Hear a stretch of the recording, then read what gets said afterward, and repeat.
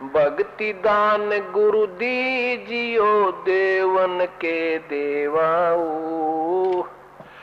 इसके आश्रित हो गए और जो तत्वदर्शी संत की खोज कर लेता है, उसके पश्चात वो तत्ब्रह्म को जान लेता है।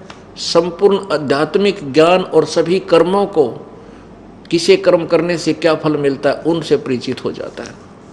उसके पश्चात वो व्यक्ति केवल जरा मरण मोक्ष के लिए ही प्रयत्न करता है, नथिंग एल्स। वो यहाँ संसार की किसी वस्तु की डिमांड नहीं करता। वो तो यहाँ जरा कहते हैं बुढ़ापे ने। इस जीव के ऊपर बुढ़ापा सबसे बड़ा कहर है और मरण दूसरा कहर मृत्यु। पुण्यात्माओं, आज आपके बेटे हैं, बेटी हैं, पोते हैं, दोते हैं, पोती हैं, दोतियां हैं, आप कितने सुखी हो, कितना आनंद लगता है आपको। इस झूठे सुख को भी आप सुख मान बैठे हो। फिर भी यदि हमारी मृत्यु ना हो तो हम इतने ढीठ हो लिए, इन दुखान तक खींच लेंगे, कोई दिक्कत नहीं। पर मृत्यु भी होगी, मृत्यु निश्चित, और ना जाने कब हो जा। हमारी कब कर आँख बांध रखी है। तो यहाँ कहते हैं वो प्राणी जब इसको ज्ञान हो जाएगा, वो जरा और मरण से बुढ़ापा, यानी फिर जन्म होगा, फिर वही प्रोसीजर शुरू, फिर जन्म हो गया, फिर वही प्रोसीजर शुरू। मान ले मनुष्य का भी हो गया 2-4 जन्म, लेकिन फिर पाप कर्म शुरू होंगे, गधे कुत्ते सुअर, बुरा हाल, बिरन कितने दाड़े भुगतने पड़ेंगे। तो जो मन जीती जो संत हो जाएगा, भक्त हो जाएगा, वो सुखी होगा, उसकी हाय तौबा मिट जाएगी। परमात्मा ज्यों राखे त्यों ही रहूँगा। और जब हम भगवान के चरणों में आगे, हमें सही संत और परम शक्ति का सहयोग मिल गया, फिर दुख नाम की चीज़ हमारे ऊपर आ ही नहीं सकती। ठीक है पुण्यात्माओं, जैसे बिल्ली अपने नवजात बच्चों को उठाकर अपने दांतों से उठाकर चलती है, उन कोमल कोमल बच्चों के दांतों की पीड़ा होती है, लेकिन वो बिल्ली के बच्चे कति चसकते नहीं, बिल्कुल नहीं चिल्लाते, ना बोलते। उनको पता है कि जो पीड़ा हमारी माँ हमें दे रही है, ये हमारे हित में है या कहीं हमें सुरक्षित स्थान पर ले जा रही है। उस पीड़ा से वो कति चिंतित नहीं होते, ना बोलते, नो लंबा शरीर लंबा कर लेते, पीड़ा में दर्द होता है उनके, लेकिन बोलते नहीं। उनको पता है कि तुम्हारी माँ तुम्हें दुख नहीं दे सकती। तो पुण्यात्माओं, जब आप परिचित हो जाओगे, कबीर परमेश्वर के चरणों में आ जाओगे, छोटा मोटा कष्ट आपके ऊपर आ रहा है तो आपके भयंकर दुख को टाल रहे हैं, ये आपके हृदय में तुरंत आवेगी, चाहे कितनी हानि हो जाए आपको। वैसे तो हानि होगी नहीं जब आप सच्ची श्रद्धा से लग जाओगे। और मान लीजिए फिर भी कुछ होती है तो बड़ा कैर टूटना हो और हमारी भक्ति इतनी नहीं बन पाई होगी जो परमात्मा हमें इतना कर सके, लेकिन फिर भी आपका बहुत बचाव।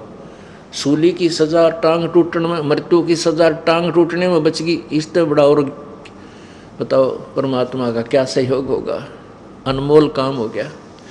इसी प्रकार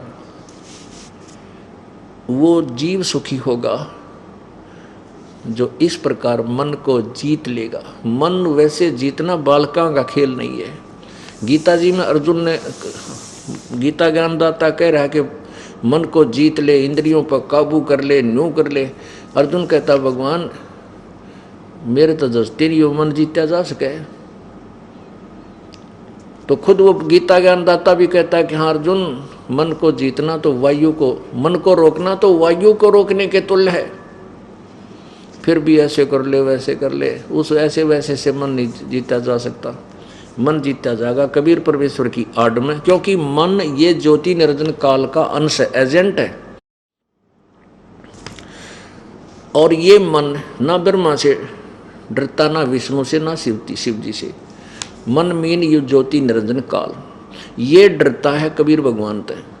और जब इसके ऊपर कबीर परमेश्वर का अंकुश आ जाएगा, ये अपने आप नॉर्मल होना शुरू हो जाता है। और फिर ये ज्ञान और भक्ति की जो शक्ति इसके ऊपर रह रहकर अंकुश ठोकने लग जाएगी। तब वो भक्त, वो संत मन जीतेगा। कहते संत सुखी मन जीती हो।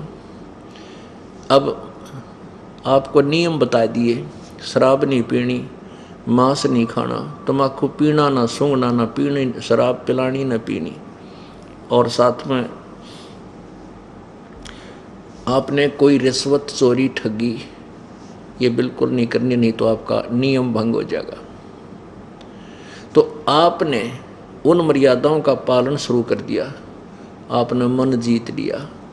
मन चाहता है गुट्टी ला लूँ, मन चाहता है होका पी लूँ, लेकिन आपने उस मन को जीत लिया कि ना भाई, गुरु जी का आदेश है, परमात्मा का वचन है, ये लक्ष्मण रेखा है। लक्ष्मण रेखा का उल्लंघन सीता ने किया था कि दुर्गति हुई थी। तो इस तरह ये ज्ञान से ये मन फिर अपने आप बैक मारेगा, रुकन लग जाएगा। तो ऐसे कहते हैं फिर ये जीव सुखी होगा, यहाँ भी सुखी होगा और फिर सतलोक जाएगा। अब क्या बताया जा रहा है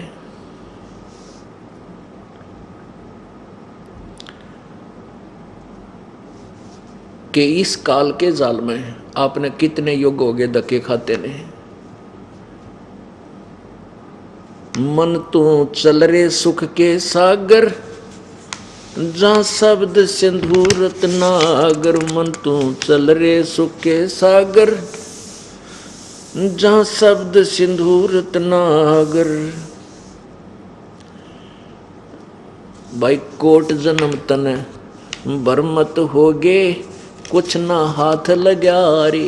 ओए होए पुण्यात्माओं, हमने जब तक ये ज्ञान नहीं था उस समय तक तो हम भी ने धूड़ में लठ मारे थे, अंधाधुंध जो दुनिया कर रही थी उसी तरह मंड रहे थे। अब जब परमात्मा का ज्ञान हुआ तो निर्णय होने लगा, होए होए अपने पुण्य से ये प्राणी यहाँ धन प्राप्ति करता है, उच्च पोस्ट प्राप्त करता है, अच्छा बिजनेस प्राप्त करता है, संतान और संपत्ति सुचारू उसको प्राप्त होती है। यदि वो भविष्य की तैयारी नहीं करता है तो ये 1 सेकंड में ना जाने के बिजली गिर जाए और यहाँ से ये प्राणी तुरंत छोड़कर चला जाता है।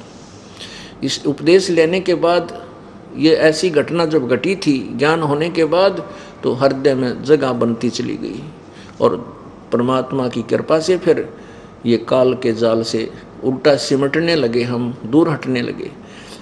उस समय जब इस दास ने सन 1988 में उपदेश लिया, 1989 में यानी आज से 20 वर्ष पहले, एक बैंक मैनेजर था,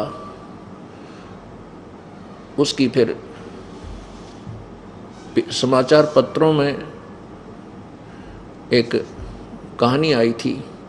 उसका जो उसने एक कोठी बनाई सेक्टर 1 में, 3.5 लाख रुपए लगे उसमें। आज तो 40 लाख की होगी वह, जो उस समय 3.5 लाख थे तो बल्कि ज़्यादा वैसे को। और उसकी जो है ना ओपनिंग सेरोमनी मनावा था, उसका उद्घाटन करे था। संडे का, रविवार का दिन था और हवन पवन की सामग्री, फिर उसके बाद खाने पीने की व्यवस्था, फिर घूटी सूटी का यानी शराब स्वरूप की सारी व्यवस्था, पेटी की पेटी ले रखी। और सब मित्रजन आने लग रहे हैं।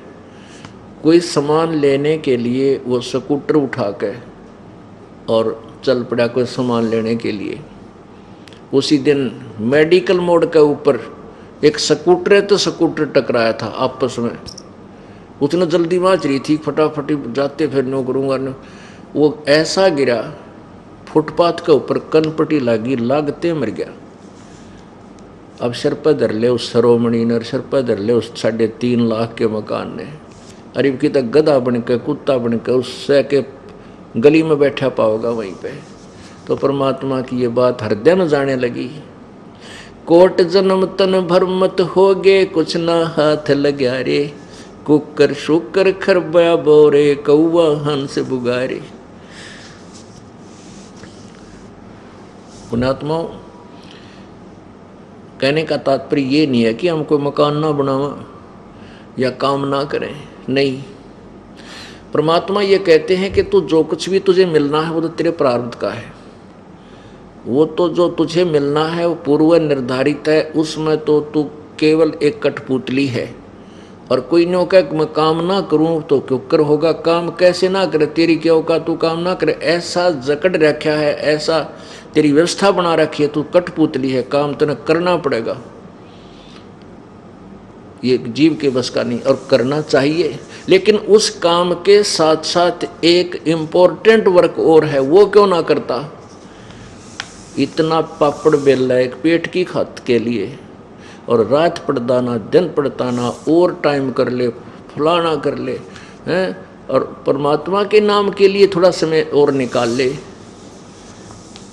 ये सारा कुछ वृत्तांत, सारे कुछ कथा कहानी सुना के आपको इतना ही प्रेरित किया जाता है कि इस अपने धंधे में एक धंधा और जोड़ ले,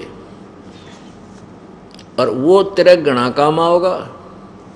यो तेरा है नहीं, ना संपत्ति तेरी है, ना संतान तेरी है, ये तो तेरा आपस में एक दूसरे का पिछला पूर्व संस्कार है, ये तेरा है। लेकिन फिर जब आप परमात्मा के चरणों में आ जाओगे, जैसे पहले तो हम हाथ से पशुओं का चारा काटा करते नो हैं, और हाथ से पीसा करती है माई बहन चक्की, और ईब पावर का कनेक्शन ले लिया, अब वो चक्की भी पावर से चलती है, और पशुओं का चारा काटा जाता है वो भी पावर से चलता है, तो कितना सुख हो गया। ऐसे ही जो धंधा हम कर रहे हैं वो हमारे से नहीं हो पा रहा, कठिन भी हो रहा है, हमारे कोई गृहस्थी का जो गाड्डा हम खींच रहे हैं, और परमात्मा वाली पावर और ले लेंगे तो अपन खखा उठा देगा, यानी और बढ़िया शुद्ध सुचारू घर में सुख होगा, सारी का ठीक ढंग से हमारा जो समय व्यतीत होने लग जाएगा, हल्का हो जाएगा वजन। इसलिए पावर की आवश्यकता पड़ती है, हम इसलिए भगवान ढूंढते हैं कि वो पावर यानी भगवान की शक्ति का जब हमें सहारा मिल जाएगा, हमारे ये संसारिक काम भी हल्के हो जाएंगे।